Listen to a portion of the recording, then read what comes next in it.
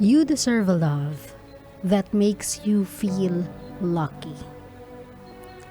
Being with her made me feel like I have to do more.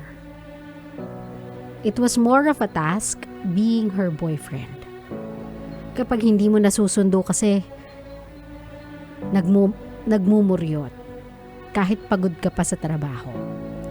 Lagi siyang nagsa-self-pity na hanggang simula lang daw ako. Kapag hindi kami nakaka-travel kasi hindi ko afford yung extra expenses, lagi siyang nagmumukmuk sa Facebook at kung ano-ano yung status. I need to listen to her every rant sa office mates niya. Pag di ako nakikinig, ayun tinutoyo. Simple lang naman yung gusto ko eh. Isang tao na pwede kong maging pahinga sa araw-araw na trabaho. Mahirap ba yun? I deserve a love that makes me feel rested. Ako si Levi. And I'm starting to see that this is the kind of love that I do not deserve.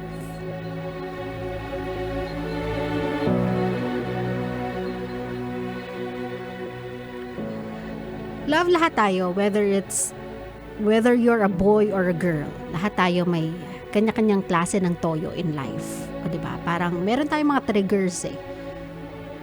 And whenever nahihit to mga triggers na yon, doon tayo nagkakaroon ng certain behavior or what others call attitude. Nagkakaroon tayo ng attitude. Umaarte tayo, nagmamaktol tayo, nagmumuryot tayo, again, tinutoyo tayo. But if it's your usual go-to response whenever you don't get your way, kapag hindi mo nakukuha yung gusto mo, my love, you are making it difficult for people to love you. You are making it difficult for people to be with you. Kasi I do understand na there are certain days that you feel like, sana mag-travel tayo, sana lumabas tayo, sana sunduin mo ko. There are days like that eh.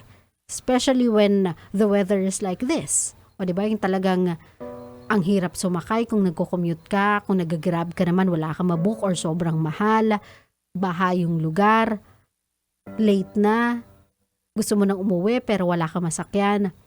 Those are the times that you would beg your partner, your other half, your boyfriend, na sana sunduin mo naman ako. So nakakamaktol kapag paminsan-minsan gumaganon ka, tas hindi ka man lang pinagbibigyan. Diyan, maiintindihan ko kung bakit ka nagmamaktol.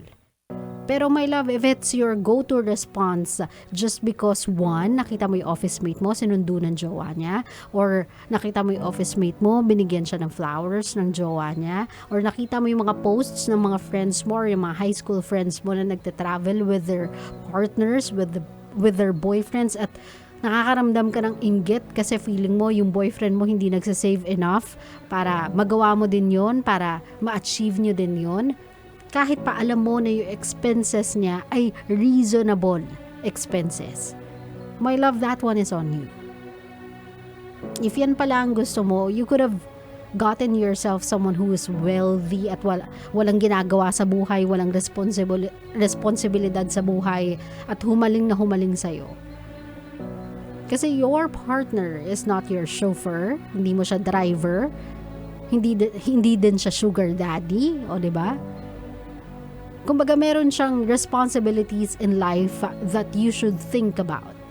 And not because nag-meet kayo on a certain place, like for example, sa isang wealthy bar, or kahit na meron siyang pera, my love, that is not an excuse for you to treat your partner like that. Diba? You have to understand na may certain life din yung partner mo that they need to tend to. Kung meron kang pangangailangan, meron din silang pangangailangan. Kung kailangan mo nang may nakikinig sa'yo, kailangan din may nakikinig sa kanila. If sometimes you don't want to hear any rants kasi you just don't feel like kaya mong itolerate yung negativity, ganun din siya, my love.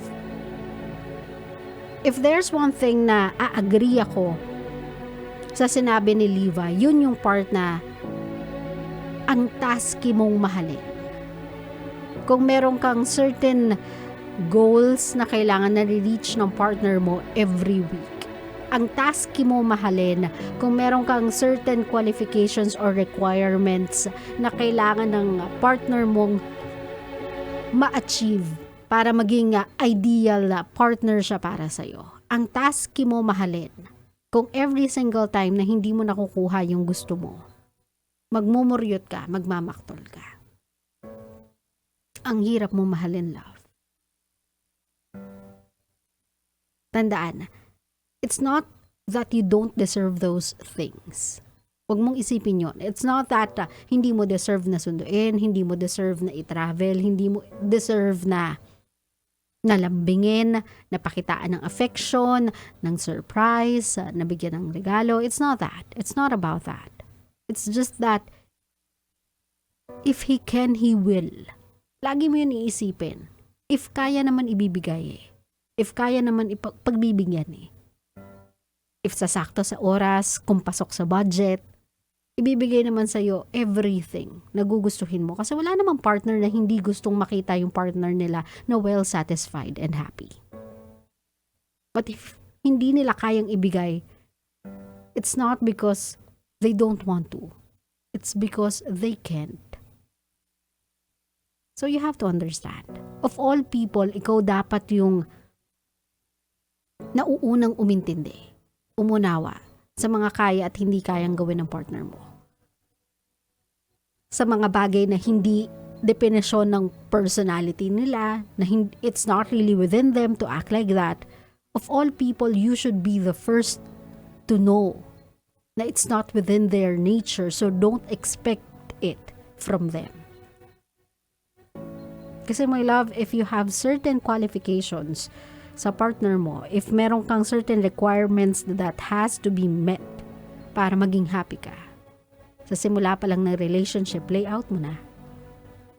Para pag dumating yung panahon na nagagalit siya because you have all these requirements, pwede kang sumagot na, sinabi ko na yun sa'yo simula pa lang, that if you want to remain my partner, you have to do all these things. Now, if ayaw mo na, hindi, fine. Ayaw mo na. Hahanap ako that can meet these requirements. Pero kung wala kang ganyan, kung pabebe ka nung simula, o diba, pasimple ko no, pa prim and proper, o diba, pa-understanding ko no, and then, biglang boom, all of a sudden, you act like this. You are being unreasonable. Tintindihan mo ako, my love? Ikaw naman, Levi. Learn to communicate with your partner. Lagi naman natin sinasabi yan sa show eh. And I don't even know if you applied it already. You have already told her na, I can't do these things because of these reasons. I don't know kung sinabi mo na yun sa kanya. I don't know kung in-explain mo na yun sa sarili mo. But, kung nagawa mo na yun lahat at hindi niya pa rin maintindihan, then nasa tama ka. Pero, if hinahayaan mo lang siyang ganyan and you are expecting her na makaramdam, na ma-realize to on her own, then maybe, just maybe, you are not doing your part in a relationship. You are tolerating the actions, you are tolerating yung part na nagmumuryot siya, nagmamaktol siya kasi nanunuyo ka without even explaining what's happening. Na kapag umabot kayo sa dulo at sinabi mong ayoko na pagod na ako, ikaw yung magiging unreasonable. Kasi there are a lot of times na pwede mong sabihin sa kanya what's going wrong, kung ano yung dinadamdam mo, kung ano yung nagiging problema mo sa kanya, kung anong issue mo sa inaarte niya, and yet wala kang sinasabi. And then out of the blue, sasabihin mo, pagod na ako. That will be unfair. Kasi if you want to give her a chance, if you want her to give you a chance to prove yourself to her, you should also give her a chance to change for the better. My love, relationships will always be a two-way street. You cannot expect the other to do certain things if hindi ka willing mag-compromise. if hindi ka din willing magbago yourself. Communication is always the key to a long-lasting relationship. So, if all else fail, talagang wala talaga, nag-usap na kayo and hindi talaga kayo mag-meet halfway, then maybe you guys are not really for one another. But if there's one thing na alam natin, if we think we have done everything we can possibly do in our relationship and yet we are not getting what we think we deserve, we shouldn't always settle for less. Kasi we don't give less. Claro? Claro.